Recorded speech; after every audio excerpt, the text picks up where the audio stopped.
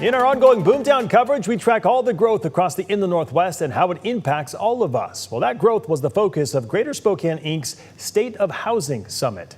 KREM 2's Caitlin Galloway was at that conference and has more on what was discussed. At the Spokane Convention Center, local leaders came together to talk about the future of housing in Spokane.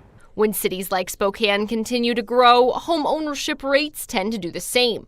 But as panelists and guests at the State of Housing Summit pointed out, Spokane's is doing the opposite. Our home ownership rates are declining in this community, and that's a different maker for all communities. So you see that decline. We should be growing home ownership rates, but we're declining right now. The Spokane Home Builders Association was just one of many major businesses and associations represented.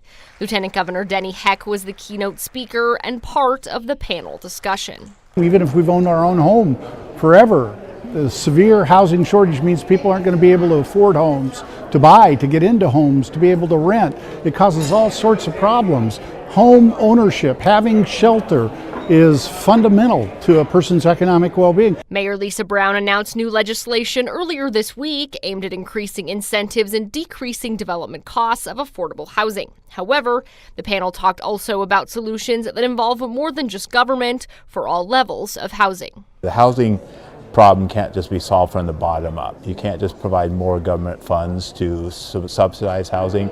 We have to build that housing ladder up. Both Heck and White say it's important to continue the conversation about affordable housing and strive for innovative solutions. Engage the broader community in this conversation so that they fully understand all the problems that are being caused by this severe housing shortage.